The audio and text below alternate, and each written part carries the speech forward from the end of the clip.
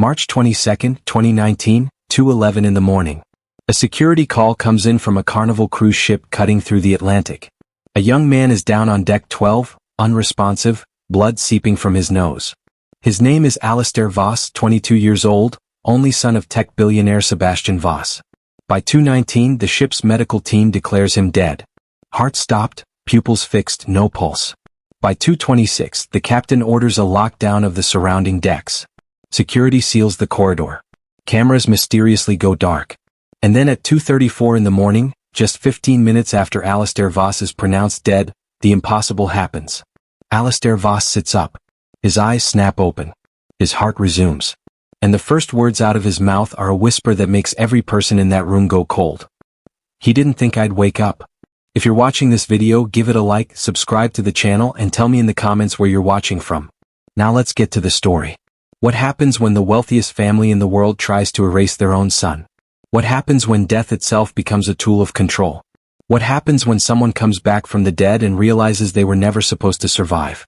This is the story of Alistair Voss, a young man who died on a luxury cruise and woke up to discover his own father had orchestrated his murder. Sebastian Voss was born in 1971 in Palo Alto, California, a place where billion-dollar ideas were born in garages and ambition was the only religion that mattered. He wasn't born into wealth, he built it. While other kids played video games, Sebastian was learning to code. While other teenagers chased girls, Sebastian was chasing investors. By 25, he'd sold his first company for $8 million. By 30, he'd founded Vossin, the data empire that would eventually control half the world's digital infrastructure. Vossin wasn't just a tech company. It was a nervous system for the modern world. Every swipe, every click, every search query, every location ping, Vossin processed it, stored it, analyzed it. Governments bought access to its predictive algorithms. Corporations paid fortunes for its consumer behavior models. By 2040, Sebastian Voss didn't just have money. He had something far more valuable. He had information. And information, as Sebastian liked to say in board meetings, was the only true form of control. People who worked for Sebastian described him the same way. Brilliant, visionary, and completely devoid of warmth. He didn't do small talk. He didn't do empathy.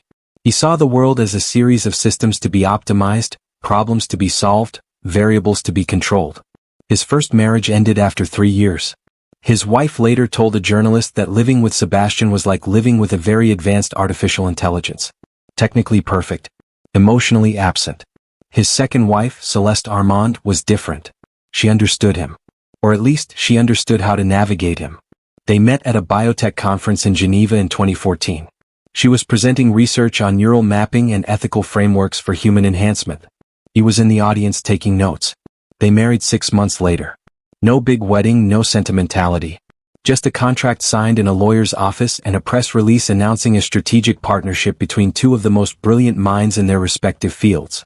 Celeste became Vossin's chief bioethicist, the person responsible for making sure the company's experiments stayed within legal boundaries. Or at least appeared to. She was elegant, controlled, the kind of woman who could smile at a congressional hearing while revealing absolutely nothing. Employees whispered that she was the only person Sebastian actually listened to. That she had access to projects even the board didn't know about. That her role wasn't just professional, it was operational. And then there was Alistair. Born in 1997, 1 year after Sebastian's first marriage collapsed. His mother, Sebastian's ex-wife, moved to London shortly after the divorce. Full custody went to Sebastian not because he fought for it but because his lawyers were better. Alistair grew up in a world most people couldn't imagine. Private jets instead of school buses. Security details instead of playdates. Tutors flown in from Oxford and MIT. Birthday parties attended by tech CEOs and senators. But here's what nobody outside that world understood. Wealth that extreme doesn't just isolate you from poverty. It isolates you from humanity. Alistair never went to a public school. Never rode a subway. Never stood in line for anything. He lived in a bubble so perfectly controlled that reality itself became negotiable. Want a toy? It appeared. Want to skip a test? The tutor rescheduled. Want a friend? Well, that was harder. Because how do you know if someone likes you or likes what you represent? Alistair's childhood psychologist, who treated him from age 9 to 14, later described him in confidential notes that were leaked during the investigation. Exceptionally intelligent. Emotionally isolated. Struggles with identity formation in an environment where his worth is defined entirely by his last name. Frequent anxiety about living up to impossible standards. Increasing resentment toward father figure. By the time Alistair turned 16, the resentment had grown into something sharper. He started asking questions. Not just about homework or college applications. Questions about Vossen. About what the company actually did with all that data. About the contracts with intelligence agencies. About the closed-door projects his father refused to discuss. Sebastian's response was always the same. You're not ready to understand this yet. When you're older. When you've earned it. Alistair graduated from Stanford in 2018 with degrees in computer science and philosophy. The philosophy degree irritated Sebastian. Philosophy doesn't build companies, he'd said. It builds excuses. But Alistair wasn't interested in building companies. He was interested in understanding the ethics of the one he was supposed to inherit. And the more he learned, the more disturbed he became. There were rumors inside Vossen. Whispers in server rooms and encrypted chat threads. Stories about a project so classified that even senior engineers didn't have clearance. It had a name. Project Lazarus. Some said it was about life extension. Others said it was about consciousness transfer. A few claimed it was about something darker, a way to erase and rewrite human identity at a biological level. Alistair heard the rumors. And he started digging. He didn't find much. Just fragments. Budget line items that didn't match any public project. Lab facilities in remote locations.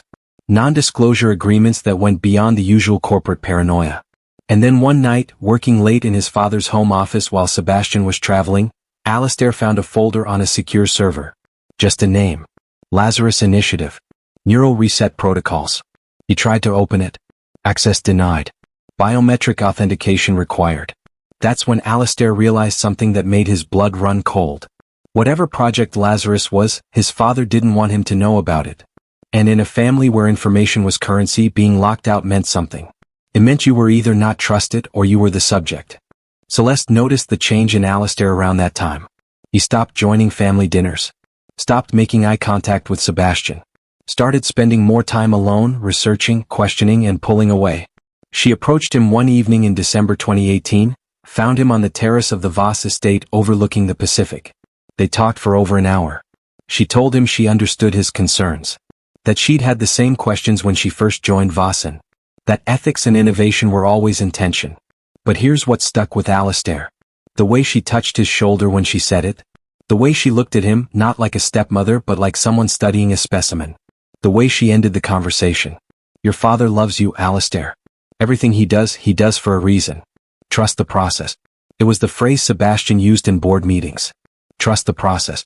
Like Alistair was a product being developed, not a son being raised? By early 2019, the tension between Alistair and Sebastian had become impossible to ignore. They barely spoke. When they did, it was transactional. Alistair stopped asking about Project Lazarus. But he didn't stop looking. And Sebastian knew it. You could see it in the way he watched his son during the rare moments they were in the same room. Calculating. Assessing. Deciding. That's when Sebastian proposed the cruise. February 2019, 3 weeks before departure. He called it a celebration. Alistair had graduated. He was about to start a position at Vossen, a role carefully designed to keep him visible but powerless. The cruise would be a family trip. A chance to reset. To reconnect. To show the world that the Voss family was united, stable, ready for the next generation of leadership. Celeste supported the idea enthusiastically. She handled all the arrangements. Booked the suite on deck 12. Planned the itinerary. Made sure everything was perfect. Alistair agreed to go, but not because he wanted to. He agreed because refusing would have raised questions he wasn't ready to answer. Because he needed time to figure out what his father was really planning. Because somewhere deep down he still hoped he was wrong. The week before the cruise, Alistair's anxiety spiked. Friends noticed. His college roommate later told investigators that Alistair seemed paranoid, kept saying he felt like he was being watched. A barista at his regular coffee shop remembered him sitting alone for hours, staring at his phone, visibly shaking. And his therapist, who he'd started seeing again in January, documented sessions where Alistair talked about feeling trapped. Like his life was a script someone else had written. Like he was running out of time to rewrite it. March 15, 2019. 1 week before the cruise. Alistair received a phone call at 11:23 at night. Unknown number. He answered. The conversation lasted 4 minutes and 17 seconds. Phone records show the call originated from a burner phone purchased in Geneva. No recording exists. No transcript. Just Alistair, alone in his apartment, listening to someone on the other end. When the call ended, Alistair sat motionless for several minutes. Then he opened his phone settings, went to recent calls, and deleted the entry. Not just from recent calls. From the entire call log. He wiped it like it never happened. And 6 days later, he boarded the Carnival Destiny with his father and stepmother, smiling for cameras, carrying luggage that felt heavier than it should. The Carnival Destiny had 247 security cameras. They covered every public deck, every elevator, every corridor, every entrance and exit. The system was state-of-the-art, installed after a series of thefts in 2016. It recorded 24 hours a day, backed up to encrypted servers, monitored by a team of 6 security personnel working in rotating shifts. In 3 years of operation, the system had never failed. Not once. Until March 22, 2019. Between 1:48 and 2:11 in the morning, 17 cameras went dark. Not randomly. Not scattered across the ship. 17 cameras in a precise corridor pattern surrounding the private suites on Deck 12. The cameras closest to Sebastian Voss's suite. They didn't malfunction. They didn't lose power. According to the system logs, they were manually disabled. Someone with administrative access had turned them off. But here's what makes it worse. The security logs that would show who accessed the system, when and from where, those logs were altered. Timestamps didn't match. User IDs were scrambled. By the time investigators tried to reconstruct what happened that night, the digital trail had been deliberately corrupted. Someone knew exactly what they were doing. Someone with skills that went far beyond typical cruise ship security. Let's go back to the beginning of that night. March 21st, turning into the 22nd. The ship was 4 days into a 10-day Caribbean cruise. Most passengers were asleep. Some were still at the casino. A few were on the upper decks watching the stars. And Alistair Voss was falling apart. Witnesses from dinner that evening described him as visibly agitated. The Voss family had reservations at the ship's premium restaurant at 7:30. Sebastian arrived on time, perfectly composed in a tailored jacket. Celeste wore white, elegant as always, smiling at the waitstaff. But Alistair never showed. Staff called his suite 3 times. No answer. At 8:15, Celeste excused herself, said she'd check on him. She returned alone 20 minutes later. He's not feeling well, she told Sebastian. I gave him something to help him sleep. A bartender working the Deck 9 lounge later told investigators he saw Alistair around 9:45 that night. Alone. Drinking vodka tonic, 3 of them in under an hour. He looked stressed. Kept checking his phone. Kept looking over his shoulder like someone was watching him. I asked if he was okay. He just said, "Do you ever feel like your whole life is someone else's experiment?" Then he paid cash and left.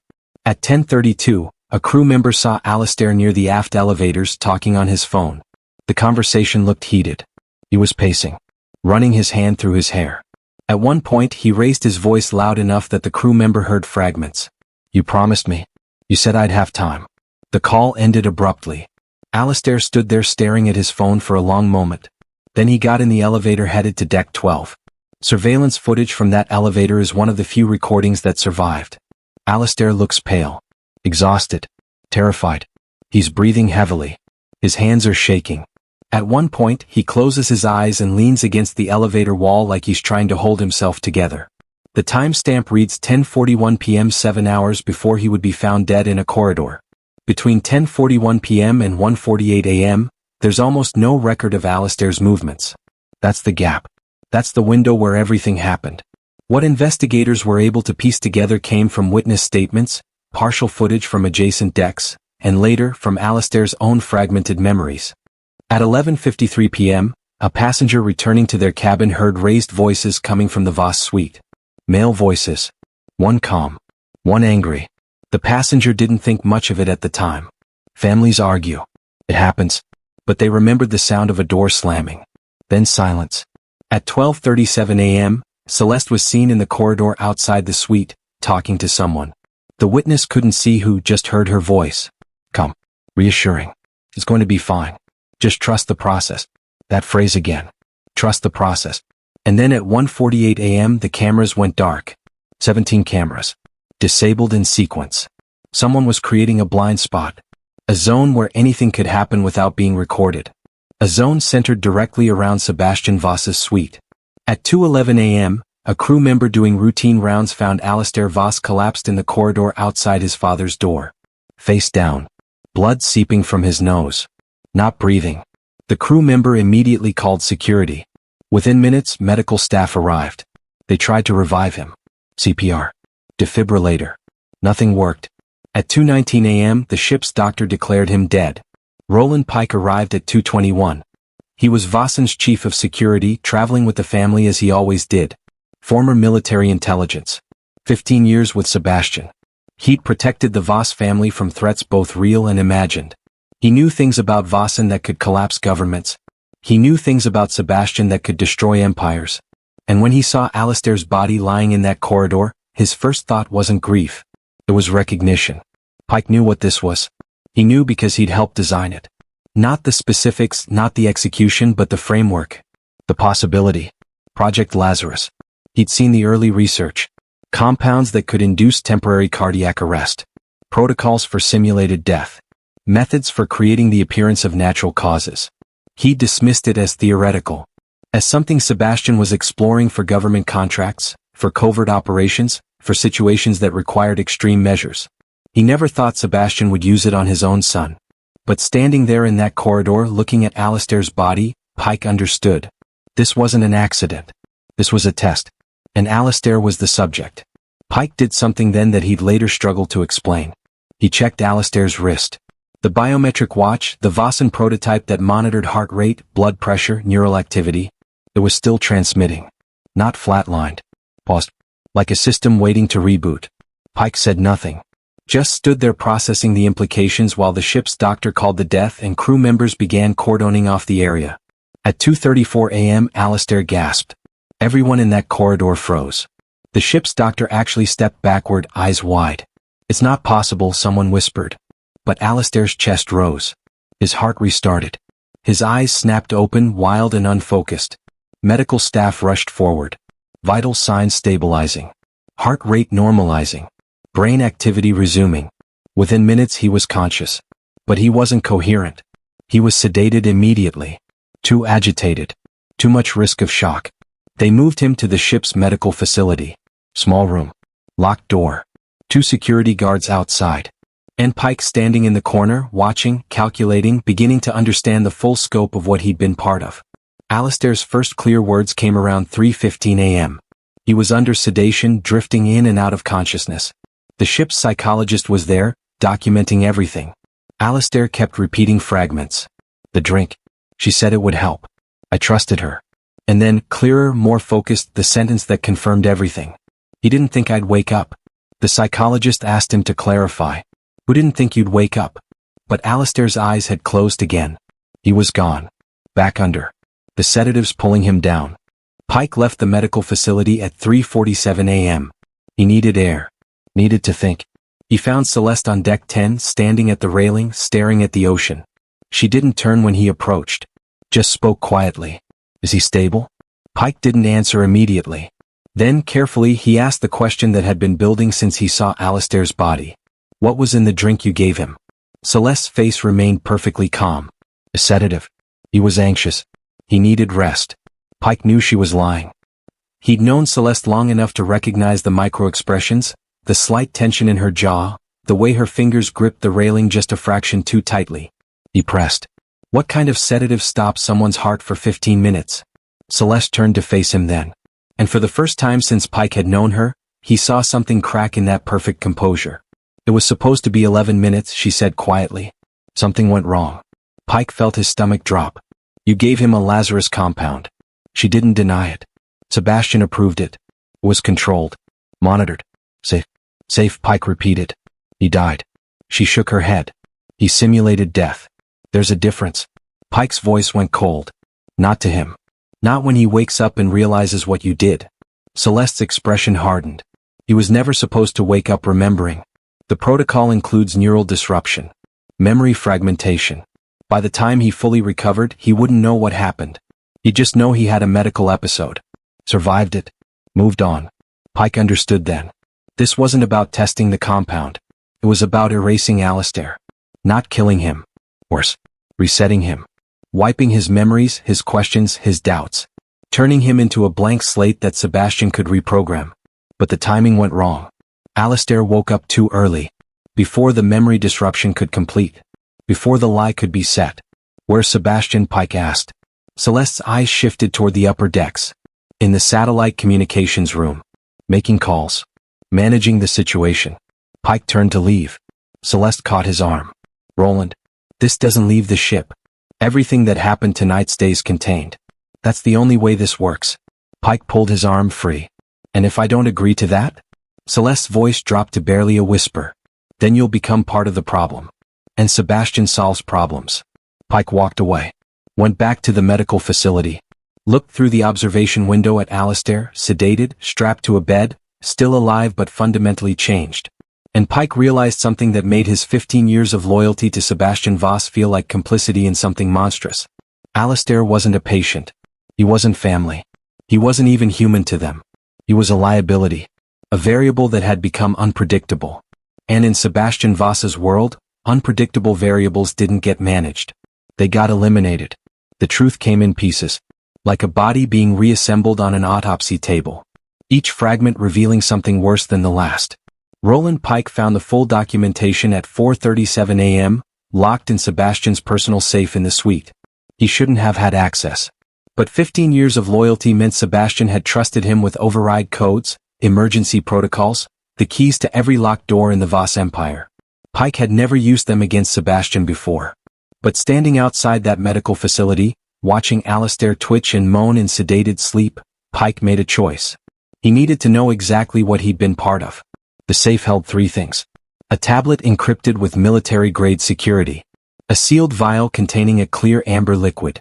And a handwritten note in Sebastian's precise angular script. Subject timeline, neural reset at T+12. Memory fragmentation at T+18. Full protocol completion at T+24. Personality baseline restoration at T+72. The note was dated March 20th. 2 days before Alistair collapsed. Pike broke the tablet's encryption using Sebastian's backup credentials. It took 11 minutes. What he found inside made him physically nauseous. Project Lazarus wasn't theoretical research. It wasn't a government contract or a corporate innovation. It was a weaponized protocol for erasing human identity and rebuilding it from scratch. And it had been in development for 6 years. The files were organized with Sebastian's characteristic precision. Clinical trials. Pharmaceutical formulations. Neurological mapping. Test subjects. Pike scrolled through names he didn't recognize. Political dissidents. Corporate whistleblowers. People who disappeared under mysterious circumstances over the past 3 years. Each file documented the same process. Induced cardiac arrest using a synthetic compound that mimicked natural heart failure. Temporary death lasting between 8 and 15 minutes. Revival using a proprietary resuscitation protocol. And then, while the subject recovered, targeted neural disruption that fragmented recent memory and destabilized personality coherence. The science was elegant in its horror. The human brain, when deprived of oxygen and then revived, entered a state of neuroplasticity. Vulnerable. Malleable. By introducing specific pharmaceutical agents during that window, you could selectively damage the neural pathways responsible for autobiographical memory, emotional regulation, and sense of self. Not enough to destroy cognitive function. Just enough to create gaps. Confusion. A person who woke up not quite knowing who they were or what they believed. And then came the reconstruction phase. Controlled environment. Therapeutic intervention. Carefully scripted conversations designed to rebuild identity according to predetermined parameters. You didn't brainwash someone in the traditional sense. You erased the foundation and let them rebuild themselves with materials you provided. It was psychological warfare disguised as medical treatment. And it was Sebastian's masterpiece. But here's what made it truly insidious. The process was designed to be deniable. Cardiac arrest could happen to anyone. Oxygen deprivation caused memory problems. Trauma led to personality changes. If someone woke up different, confused, compliant, well, that was just the natural result of surviving a near-death experience. No one could prove otherwise. The compound metabolized within hours. The neural damage looked organic. And the person who emerged on the other side would never know they'd been erased. Pike found Alistair's file buried in a subfolder marked Final Phase. It was larger than the others. More detailed. Because Alistair wasn't just a test subject. He was proof of concept. The demonstration that Lazarus could work on someone with resources, intelligence, public visibility. Someone who would be watched. Question. Investigated. If it worked on Alistair, it would work on anyone. The file contained everything. Genetic compatibility assessments showing Alistair's neural chemistry made him an ideal candidate. Psychological profiles documenting his increasing resistance to Sebastian's authority. Risk assessments calculating the probability that Alistair would eventually expose Voss's classified projects. And then, coldly clinical, the conclusion. Subject represents unacceptable long-term liability. Personality reset required. Alternative heirs being evaluated. Alternative heirs. Pike read that line 3 times. Sebastian wasn't trying to save his son. He was replacing him. Creating a version of Alistair that would be obedient, grateful, controllable. A son who would inherit Vossen without questioning its methods. And if the process failed, if Alistair didn't survive or didn't reset properly, Sebastian had contingency plans. Other candidates. Other paths forward. Because in Sebastian's worldview, people weren't unique. They were systems. Complex, yes. Sophisticated, certainly. But ultimately just biological machines running predictable algorithms. And machines could be reprogrammed, reset, upgraded. The idea that his son had intrinsic value beyond his utility, that Alistair was a person with autonomy and rights and the fundamental human dignity to exist unchanged, that concept simply didn't register in Sebastian's framework. Pike found the implementation timeline in a separate document. March 21st, 1900 hours. Celeste administers compound disguised as anti-anxiety medication. Subject consumes willingly. March 22nd, 0130 hours. Cardiac arrest initiates. 0148 hours. Surveillance systems disabled to prevent documentation. 0200 hours. Revival protocol begins. 0212 hours. Neural disruption phase 1 complete. And then the notation that explained everything. 0234 hours. Subject regained consciousness prematurely. Protocol compromised. Containment required. Alistair wasn't supposed to wake up at 2:34. He was supposed to wake up at 6:15, after the neural disruption was complete, after his memories were fragmented beyond recovery. But something went wrong. The compound metabolized faster than expected. Or Alistair's physiology was more resilient. Or the universe, in some small moment of mercy, gave him a chance. And now he was awake. Sedated, yes. Confused, absolutely. But conscious enough to remember fragments. The drink Celeste gave him. The way his chest stopped moving. The moment he realized he was dying. And that sentence he'd whispered in the medical facility. He didn't think I'd wake up. Alistair knew. Maybe not the full scope. Maybe not the complete horror. But he knew his father had tried to erase him. Pike sat in Sebastian's suite, surrounded by evidence of a crime that couldn't be prosecuted, a conspiracy that couldn't be proven, a nightmare disguised as innovation. His hands were shaking. 15 years. He'd protected Sebastian through hostile takeovers and congressional investigations and assassination attempts. He believed in Voss's mission. Believed that information and control could make the world more efficient, more rational, more safe. But this wasn't about safety. This was about power. Absolute, unrestrained, godlike power over human consciousness itself. And Pike had helped build it. He'd designed the security protocols that kept Project Lazarus hidden. He'd vetted the personnel who administered the treatments. He'd arranged the logistics that made test subjects disappear. He'd told himself it was necessary. That Sebastian's vision, however extreme, served a greater purpose. Looking at Alistair's file, seeing the clinical detachment with which Sebastian had planned to erase his own son, Pike understood. There was no greater purpose. There was only Sebastian's will. And anyone who challenged it, questioned it, threatened it would be reset or removed. It didn't matter if you were a political dissident or a corporate rival or the child Sebastian had raised. You were either useful or you were a problem. Pike heard footsteps in the corridor outside. He closed the tablet, returned it to the safe, locked it. When Sebastian entered the suite at 5:03 a.m., Pike was standing by the window looking at the ocean, trying to compose himself. Sebastian looked tired but calm. Still wearing the same clothes from the previous evening. He didn't acknowledge Pike immediately. Just went to the bar, poured himself scotch, drank it in 3 swallows. Then, without turning, he spoke. Status report. Pike kept his voice level. Alistair stable. Vitals normal. Sedated. Sebastian nodded. Memory fragmentation? Pike hesitated. Incomplete. He woke too early. Sebastian's jaw tightened. How much does he remember? Pike chose his words carefully. Enough to be dangerous. Sebastian turned then. Ice cold. Analytical. Processing the problem. We proceed to phase 2. Increase sedation. Introduce the neural disruptors intravenously. Complete the protocol before we reach port. Pike felt something crack inside his chest. He's your son. Sebastian's expression didn't change. He's a compromised asset. We contain him or we lose everything. Pike wanted to argue. Wanted to say that some things mattered more than control. That erasing your own child to protect corporate secrets was monstrous regardless of the justification. But he knew Sebastian wouldn't hear it. Wouldn't understand it. Because to Sebastian, Alistair had never been a son in the way normal people understood the term. He was an extension of Sebastian's legacy. A reflection of Sebastian's genetics. A tool meant to carry forward Sebastian's work. And when the tool broke, you fixed it? Or you replaced it? Sebastian walked to the safe, entered the code, removed the vial Pike had seen earlier. He held it up to the light. The amber liquid caught the early morning sun. This is the disruptor compound. Celeste will administer it at 0600. By tonight, Alistair won't remember boarding this ship. By tomorrow he won't remember why he was angry. By the time we dock, he'll be ready for reconstruction. Sebastian looked at Pike directly.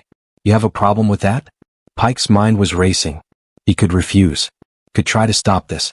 Could grab that vial and throw it overboard. But Sebastian wasn't alone. Celeste was somewhere on this ship. The medical staff were Vossan employees. The security team reported to Sebastian. And Pike, for all his training and experience, was one man against an empire. So he did what he'd done for 15 years. He said what Sebastian needed to hear. No problem. I'll coordinate with medical. Make sure it's done properly. Sebastian nodded. Good. Because if this leaks, if anyone finds out what we're testing here, everything collapses. Vossan. Lazarus. Our entire infrastructure. This isn't just about Alistair. It's about protecting the future. Pike left the suite at 5:19 a.m., walked directly to the communications room. Locked the door. Sat at the encrypted terminal. He had one chance. One narrow window before Sebastian moved Alistair to a facility where no one could reach him. Pike started typing. Not to authorities. They were compromised. Not to media. They'd never believe it. But to someone who might. Someone with resources. Someone who'd been investigating Vossan for years. The message was brief. Subject A in danger. Lazarus active. Extraction required. He encrypted it with codes only one person would recognize. Sent it to a dead drop server. And then deleted every trace of the transmission. At 5:47 a.m., Pike's phone buzzed. Text from Sebastian. Secure the patient. Transfer to isolation suite by 0630. Pike stared at the message. The word choice was deliberate. Not Alistair. Not my son. The patient. Like he was already gone. Already erased. Already reduced to a medical case number. Pike typed back. Understood. Moving now.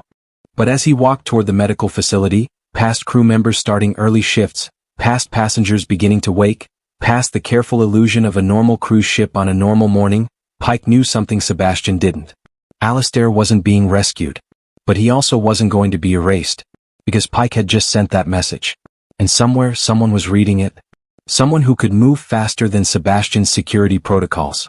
Someone who might arrive before the neural disruptors completed their work. Pike reached the medical facility. 2 guards outside. He nodded at them. Open the door. Alistair was awake. Barely. Eyes half open. Sedatives wearing off. When he saw Pike, something like recognition flickered across his face. And then, slurred but clear, he whispered. Help me. Pike looked at him. 22 years old. Brilliant. Terrified. About to be erased by the man who was supposed to protect him. And Pike made a decision that would end his career and possibly his life. He leaned close. Whispered back. I'm trying. Alistair disappeared from the medical facility at 6:04 a.m. The guards outside heard nothing. No struggle. No alarm. 1 minute he was sedated in bed, vitals stable on the monitor. The next the room was empty. Just an open window, impossible to fit through. And 4-line pulled clean from his arm. And a biometric bracelet lying on the floor, still transmitting his heart rate like he was standing right there. But he wasn't. He was already 3 decks away, moving through maintenance corridors that most passengers didn't know existed. Pike had given him a crew access card 5 minutes earlier, had disconnected the 4, had disabled the monitor loop, had whispered directions while the guards were changing shift. Engineering deck. Aft section. Emergency access hatch. Move fast. Don't trust anyone. Alistair's body was responding on autopilot. Muscle memory from years of exploring places he wasn't supposed to be. Childhood games of hide-and-seek in Vossan facilities, back when his father still pretended to enjoy his company. But his mind was fractured. Memories coming in flashes. The drink Celeste gave him. The tightening in his chest. The moment his vision went dark. Waking up dead. That's what it felt like. Like he'd been somewhere else and something had dragged him back. He found the hatch Pike described. Descended 2 levels. Emerged in a service corridor that smelled like oil and salt water. His hands were shaking. The sedatives were still in his system, making everything feel distant and slow. He leaned against the wall, trying to breathe, trying to think. Someone had tried to kill him. Not kill. Worse. Erase him. Turn him into something else. Someone who wouldn't ask questions. Wouldn't challenge. Wouldn't exist. The ship's intercom crackled to life at 6:13. Calm professional voice. Attention crew. We have a medical emergency on deck 12. Patient missing from care. Male, early 20s, may be disoriented. If located, do not approach. Contact security immediately. The message repeated. Alistair felt his chest tighten again. They were hunting him. Making it sound like rescue. Like they were worried about him. But he knew. He remembered enough. Pike found him at 6:28, crouched behind a backup generator in the engine room. Alistair had a piece of metal piping in his hand, held like a weapon. When Pike appeared, Alistair raised it. Stay back. Pike stopped. Hands visible. Empty. His voice was low, urgent. I'm not here to take you back. Alistair didn't lower the pipe. You work for him. Pike nodded slowly. I did. Past tense. Alistair's eyes were red. Exhausted. You helped him. You were there. You knew what they were doing. Pike didn't deny it. I knew part of it. Not all. Not what he planned for you. Alistair laughed. Bitter. Broken. What did he plan, Roland? Tell me. Because I can't remember. I remember being scared. I remember Celeste telling me everything would be fine. I remember my heart stopping. And then nothing. Just nothing. And when I woke up, I knew. I knew I wasn't supposed to wake up. Not like this. Not remembering. Pike moved closer. Carefully. Like approaching someone on a ledge. You were the final test. Project Lazarus. A protocol for simulated death and personality reconstruction. Your father developed it for political applications. Disappearing dissidents. Erasing witnesses. Manufacturing compliance. Alistair's face went white. And he used it on me. Pike's jaw tightened. You were genetically compatible. Publicly visible. If it worked on you, it would work on anyone. You were proof of concept. Alistair dropped the pipe. It clattered on the metal floor. The sound echoed. My father tried to erase me. Pike nodded. And when you woke up early when the protocol failed, he ordered you secured. Not rescued. Contained. He's planning to complete the process before we reach port. Alistair's voice cracked. What? Pike looked at him directly. Because you were questioning him. Threatening to expose classified projects. Becoming a liability instead of an asset. In Sebastian's framework, you had 2 options. Reset or removal. The ship lurched slightly. Course correction. They were approaching Grand Cayman, scheduled to dock at noon. Alistair leaned against the generator. Processing. He looked younger than 22. Looked like a child trying to understand why his father didn't love him. I was never meant to come back, he said quietly. Not as myself. Not as his son. I was just another problem to solve. Pike's radio crackled. Sebastian's voice. Clip. Controlled. Roland, report. Have you located him? Pike looked at Alistair. Made a choice. Keyed the radio. Negative. Still searching. Engineering deck shows no signs. Sebastian's response was immediate. Expand search to crew quarters. Lock down all external access. We can't let him reach port. Pike acknowledged and cut the connection. Alistair was watching him. Why are you helping me? Pike was quiet for a moment. Then carefully he answered. Because 15 years ago, I told myself that working for your father meant protecting something important. That Vossan's mission justified extreme measures. That the people we disappeared or controlled or erased, they were threats. Obstacles. Problems that needed solutions. He paused. But you're not a threat. You're a 22-year-old kid who asked the wrong questions. And if Sebastian can do this to you, his own son, then everything I've protected was a lie. Footsteps above them. Security teams moving through adjacent corridors. Alistair tensed. We need to move. Pike shook his head. There's nowhere on this ship they won't find you. Every exit is monitored. Every crew member is Vossan personnel. You run, they'll catch you. And when they do, Sebastian will finish what he started. Then what do I do? Alistair's voice was desperate. Let him erase me? Let him turn me into whatever he wants me to be? Pike pulled something from his jacket. A small waterproof case. Inside was a flash drive, cash, and a satellite phone. I sent a message before I came here. To someone who's been investigating your father for years. They're coordinating extraction. But we need to create a window. A distraction big enough that you can get off the ship. Alistair stared at the case. Oh. Pike didn't answer. Safer if you don't know. Just trust that they're coming. Alistair's laugh was hollow. Trust. That's what Celeste said. Trust the process. Right before she killed me. Pike's expression hardened. I'm not Celeste. I'm not doing this for Sebastian. I'm doing this because it's the only thing I can do that might matter. The radio crackled again. Sebastian's voice. Colder now. Roland. I know you're with him. I know you disabled the medical monitors. I know you gave him access codes. Come to the bridge. Both of you. We're going to resolve this. No. Pike and Alistair looked at each other. It wasn't a request. It was a summons. And refusing meant Sebastian would escalate. Full lockdown. Armed teams. A confrontation that would end with Alistair sedated and Pike neutralized. They reached the bridge at 6:51 a.m. The sun was rising over the Caribbean. Gold light spilling across calm water. Inside, Sebastian stood at the center of the room, hands behind his back, perfectly composed. Celeste was there too, off to the side, face unreadable. 2 security personnel by the doors. Sebastian looked at Alistair with the clinical detachment of a researcher examining a failed experiment. You should still be sedated, Sebastian said. The protocol required controlled recovery. This, his gesture encompassed Alistair's disheveled appearance, his trembling hands. This is precisely why we don't allow subjects to self-terminate from treatment. Alistair's voice shook. Treatment? You killed me. Sebastian's expression didn't change. I initiated a medically supervised procedure designed to optimize your neural function and correct aberrant behavioral patterns. You experienced temporary cardiac arrest. You recovered. You're alive. Alive, Alistair repeated. Alive but not myself. That was the plan, wasn't it? Kill who I was. Build someone new. Someone you could control. Sebastian sighed. Like Alistair was being deliberately obtuse. You were compromised, Alistair. Your judgment was impaired by emotional instability and ideological confusion. The procedure would have corrected that. Given you clarity. Purpose. Instead, you've chosen paranoia and resistance. Alistair stepped forward. Security tensed. Pike shifted position, hand moving toward his concealed weapon. I chose to stay who I am, Alistair said. That's what you can't accept. That I'm not you. That I don't want to be you.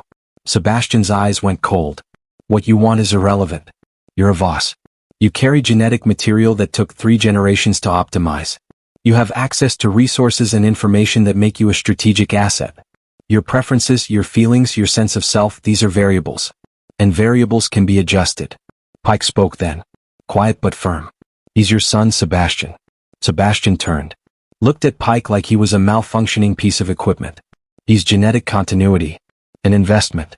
And when investments underperform, you restructure. Pike's hand was on his weapon now. Not drawing. Just ready. You can't restructure a human being. Sebastian smiled. Then. Humorless. We've been restructuring human beings for 6 years, Roland. 23 successful applications. Politicians who wake up supporting our initiatives. Journalists who forget what they investigated. Rivals who suddenly become cooperative. Alistair was the 24th. And he would have been the most important. Public proof that Lazarus works even under scrutiny. Alistair was shaking. Not from fear now. From rage. You're insane. Sebastian's voice didn't rise. I'm pragmatic. The world is filled with people who need correction. Governments that need stability. Systems that need optimization. Lazarus provides that. And you, his eyes locked on Alistair, you were supposed to demonstrate its potential. Instead, you've become a liability. Sebastian nodded to security. Secure him. Both guards moved toward Alistair. Pike drew his weapon. Smooth. Practiced. Aimed not at the guards but at Sebastian. Everyone froze. Celeste's eyes went wide. The guards' hands moved to their holsters. Sebastian didn't flinch. Just looked at Pike with something like disappointment. "You're making a mistake, Roland?" Pike's hand was steady. "I've been making mistakes for 15 years. This is me correcting one." Sebastian's voice went quiet. "Dangerous. If you do this, there's no coming back. No immunity. No protection. You'll be hunted. Erased. Everything you've built will disappear." Pike's response was simple. "Then I'll disappear with something intact." The bridge was silent except for the hum of engines. Alistair was frozen. Watching the man who'd served his father for 15 years point a weapon at the person he'd spent a lifetime protecting. Sebastian broke the silence. "Lower the weapon. We can negotiate. Find a solution that preserves everyone's interests." Pike shook his head. "The only solution is Alistair walks off this ship. Alive. Unchanged. Free." Sebastian's expression hardened. "That's not an option." Pike's finger moved to the trigger. "Then we have a problem." What happened next happened fast. One of the guards drew. Pike pivoted. Alistair dug behind a console. Celeste screamed. And Pike fired. Not at Sebastian. At the window behind him. The reinforced glass splintered. Alarms shrieked. The bridge depressurized, wind screaming through the gap. Sebastian stumbled. The guards moved toward Pike. Alistair ran. Pike fired twice more. Not to kill. To create chaos. The second guard went down, leg wound, screaming. Sebastian was shouting orders. Lock down the ship. Seal all exits. Find him. Pike grabbed Alistair in the corridor.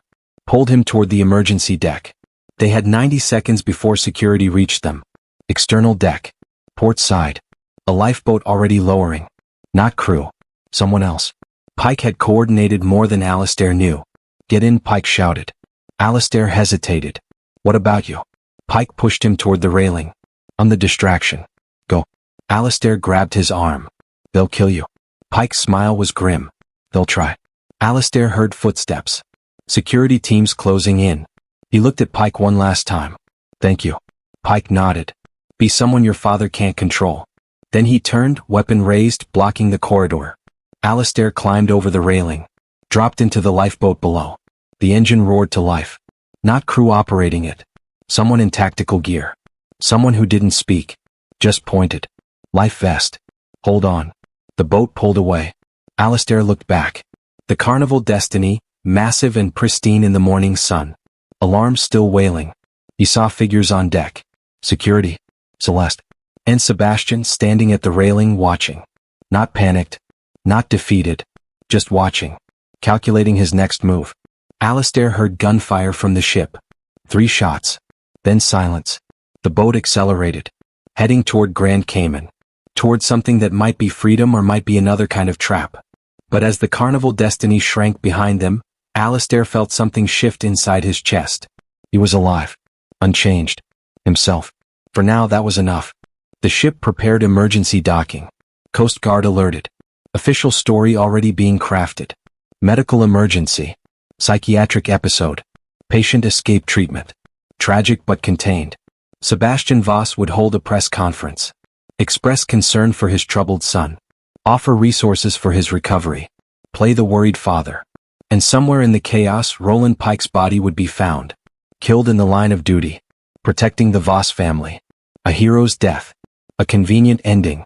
But Alistair was gone. Disappeared into the Caribbean morning. And for the first time in his life, Sebastian Voss had a problem he couldn't erase. The official statement came 48 hours after the Carnival Destiny made emergency docking in Grand Cayman.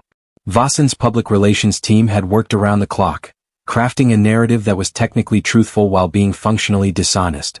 The kind of story that answered every question without revealing anything that mattered. Alistair Voss, the statement read, had experienced a severe medical emergency while aboard a private cruise. He had received immediate treatment from onboard medical staff but had suffered complications including temporary cardiac arrest and subsequent psychological distress. In his confused state, he had left medical care prematurely, requiring emergency intervention. He was now receiving treatment at a private facility in Switzerland and was expected to make a full recovery. The family requested privacy during this difficult time. The statement was released on every major news platform simultaneously. Sebastian Voss appeared at a press conference looking appropriately concerned. Measured. A father worried about his son's health. He spoke about mental wellness, the pressures of living in the public eye, the importance of seeking help. He deflected questions about the nature of the cardiac arrest, citing medical privacy. He expressed gratitude to the crew who had worked to keep Alistair safe. It was a masterclass in crisis management. Every word calculated. Every pause deliberate. Sebastian looked directly into cameras and lied with the confidence of someone who'd done it 1,000 times before. And for 72 hours it worked. The media covered it as a health scare. Tabloids speculated about drug use or mental breakdown. Financial analysts assured investors that Vossen's operations would continue unaffected. The story began to fade from headlines. Then the leak started. The first came from an anonymous source who uploaded encrypted files to 3 investigative journalists simultaneously. Medical logs from the Carnival Destiny showing Alistair's vital signs flatlined for 14 minutes. Pharmaceutical records documenting compounds that didn't appear in any standard medical database. Communications between Sebastian and Celeste discussing protocol completion and neural disruption phases. The files were fragmented, incomplete, but enough to raise questions. One journalist, a woman named Maria Chin who'd been investigating Vossen's government contracts for 2 years, published first. She didn't make accusations, just asked questions. Why had Alistair Voss experienced cardiac arrest at 22 with no known heart condition? What were the unidentified compounds administered during his treatment? Why had he fled medical care if he was receiving legitimate help? And why had Vossen's head of security, Roland Pike, disappeared the same day? The story gained traction. Other journalists picked it up, started digging, found the gaps in Vossen's explanation, found crew members willing to talk anonymously about strange medical equipment, about Alistair being held in isolation, about armed security preventing access to certain decks. Found financial records showing Vossen had paid millions to a pharmaceutical research firm specializing in neurological intervention. Vossen's PR team went into overdrive. Denial. Deflection. Legal threats. They claimed the leaked documents were fabricated. That disgruntled former employees were spreading misinformation. That competitors were using Alistair's health crisis to damage Vossen's reputation. Sebastian gave another statement, this one sharper, warning about the dangers of conspiracy theories and the irresponsibility of publishing unverified claims. But the narrative was shifting. People were starting to wonder. Social media amplified the questions. Hashtags trended. Hashtag what happened to Alistair. Hashtag Project Lazarus. Amateur investigators started connecting dots. Found the names of other people who disappeared or changed dramatically after interactions with Vossen. Found patterns. Anomalies. Evidence that something was deeply wrong. On day 6, the first real crack appeared. Celeste Marchand was arrested at her apartment in Paris. Not by American authorities. By Interpol. The charges were vague. Conspiracy to commit assault. Unauthorized administration of controlled substances. But the arrest warrant mentioned Project Lazarus by name. Someone with authority had seen enough evidence to act. Celeste didn't speak publicly. Didn't issue statements. Her lawyers denied everything. But her arrest changed the calculation. If there was nothing to hide, why had Vossen's chief medical consultant been arrested? Why were European authorities investigating? The conspiracy theories started to look less like theories. By day 9, 3 former Vossen employees had come forward. Not publicly but to investigators. Speaking under protection of whistleblower statutes. Their testimonies were sealed, but leaks suggested they described research into memory manipulation, pharmaceutical protocols designed to alter personality, test subjects who'd been paid or coerced into experimental treatments. The details were fragmentary, but they corroborated the leaked documents. Sebastian Voss still had power, still had wealth, still had lawyers and political connections and the ability to make problems disappear. But something fundamental had shifted. The armor of plausible deniability had cracked. People were looking at Vossen differently now, questioning what else the company might be hiding. Governments that had contracted with Vossen started reviewing agreements. Investors started asking uncomfortable questions. The empire Sebastian had built on information control was being eroded by information he couldn't contain. Project Lazarus became public knowledge on day 14. Not the full technical details but the concept. A Washington Post investigation based on testimony from protected sources and analysis of the leaked documents published a detailed report. They described a protocol for simulated death and personality reconstruction. They outlined how it could be used to disappear political enemies or manufacture compliance. They connected it to unexplained changes in behavior among several public figures who'd had contact with Vossen. The story was explosive. Congressional committees announced investigations. International human rights organizations demanded answers. Medical ethics boards called for reviews of any research Vossen had conducted. The company's stock dropped 18% in a single day. Sebastian issued a statement calling the allegations outrageous and promising full cooperation with any legitimate inquiry. But cooperation was selective. Documents went missing. Employees suddenly couldn't recall details. The pharmaceutical firm that had worked on the compounds declared bankruptcy and destroyed its records. Celeste remained silent. And the physical evidence, the actual compounds and equipment used in Project Lazarus, had disappeared from the Carnival destiny before authorities could seize it. The investigations would continue for months. Years probably. Some people would be indicted. Some would testify. Some would take plea deals. Celeste might serve time. Lower-level employees might be scapegoated. But Sebastian Voss himself remained untouchable, insulated by layers of plausible deniability. He hadn't administered the compounds, hadn't personally ordered anything illegal, hadn't been directly involved in the technical implementation. He was just the CEO of a company where rogue employees had conducted unauthorized research. That's what his lawyers would argue. And probably they'd succeed. Because Sebastian had spent decades building systems where he could exercise absolute control while maintaining absolute distance. Where his will was enacted by others. Where nothing could be traced definitively to him. But he'd lost something more important than legal immunity. He'd lost the perception of invincibility. Vossen was wounded. Permanently. The company would survive, probably. Would restructure, rebrand, continue operating. But the aura of untouchable power was gone. Replaced by suspicion. Wariness. The understanding that Sebastian Voss was willing to erase anyone, even his own son, to maintain control. As for Roland Pike, he vanished completely. Not arrested. Not found dead. Just gone. Security footage showed him leaving the Carnival destiny during the chaos of emergency docking, but then nothing. No passport usage. No credit card transactions. No digital footprint. Either he was very good at disappearing or someone had disappeared him. The official Vossen statement said he'd resigned and chosen to retire privately. Most people assumed he was dead. But some nights, in encrypted forums where whistleblowers and activists shared information, new leaks would appear. Documents about Vossen's classified projects. Details of surveillance systems. Evidence of corporate malfeasance. Always anonymous. Always carefully redacted to protect sources. And always signed with two initials. RP. Alistair's fate was the most ambiguous. The official story held for about 3 weeks. He was recovering in Switzerland. Receiving excellent care. Expected to return to public life when ready. But no one ever saw him. No photographs. No statements.